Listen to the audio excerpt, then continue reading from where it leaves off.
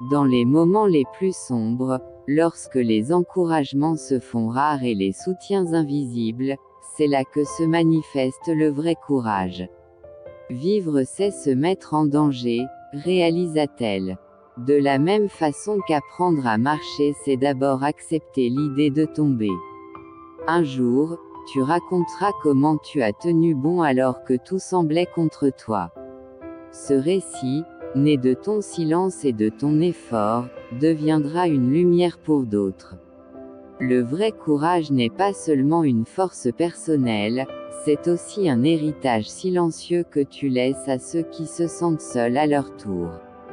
Il n'y a pas d'âge pour la sagesse, qui est un acte orientant tout l'homme vers sa vérité, une conversion et un arrachement. Le vrai courage s'affirme lorsqu'il n'y a plus personne. La société est un théâtre, on croit improviser, puis un jour, on finit par se rendre compte qu'on a un script dans les poches. Et là, soit tu continues à jouer ton rôle, soit on te sort de la scène. Les personnes les plus fortes ne sont pas toujours celles qu'on voit briller, mais celles qui ont su affronter les tempêtes seules. Ces périodes sans soutien construisent en nous une résilience à toute épreuve. Et un jour, sans crier gare, ce courage discret inspire profondément ceux qui nous entourent. La vie ne se résume pas au travail sous prétexte qu'il faut travailler pour vivre, alors que le plus important de la vie, c'est de vivre. Mieux vaut le bruit d'une porte qui se referme que celui de ton âme qui se brise en silence. La tolérance consiste à laisser l'autre avoir une opinion qui ne nous convient pas et non à lui imposer nos petites manies égoïstes. Ne pas être entouré ne signifie pas que tu ne vaux rien. Il est essentiel de comprendre que ta valeur ne dépend pas du regard ou du soutien des autres. Marcher seul, c'est apprendre à être son propre pilier, à se faire confiance, à écouter sa voix intérieure plutôt que les voix extérieures. Avec l'âge, on apprend à vivre plus lentement, à mieux profiter de son temps, à accepter enfin ses rides, et à ne plus accorder d'importance au miroir. Ce sont justement les chemins les plus rudes qui mènent aux sommets les plus élevés. Il ne faut pas faire peser sur ses enfants le poids de ses rêves. Grandir, c'est savoir dire « stop » sans trembler.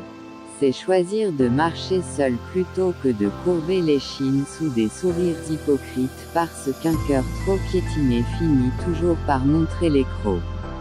Tout le monde ne te traitera pas comme tu le mérites. Mais ils n'en ont pas besoin. Car vient un moment où tu choisis la paix.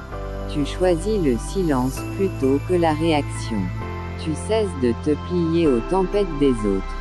On peut décider de mettre toute notre énergie sur ce qui compte vraiment pour avancer, nos compétences, nos objectifs, notre valeur. Plus on se centre sur la vie des autres, plus le mal-être s'installe. Revenir à soi et se centrer sur le nettoyage de sa propre vie, c'est se donner la chance d'avoir une vie harmonieuse. Ne perds jamais de vue que le courage n'est pas seulement de faire face aux difficultés, mais de le faire quand plus personne ne regarde, n'encourage, ou ne tend la main. C'est dans ces moments que tu écris les pages les plus authentiques de ton histoire. Choisis pour compagnon quelqu'un de meilleur que toi.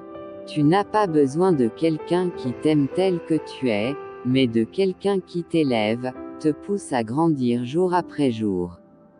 Tes moments les plus durs peuvent précéder tes plus grands accomplissements. Quand tu commences à marcher sur ta voie, le chemin apparaît. Le plus important est ce que tu ne vois pas avec les yeux.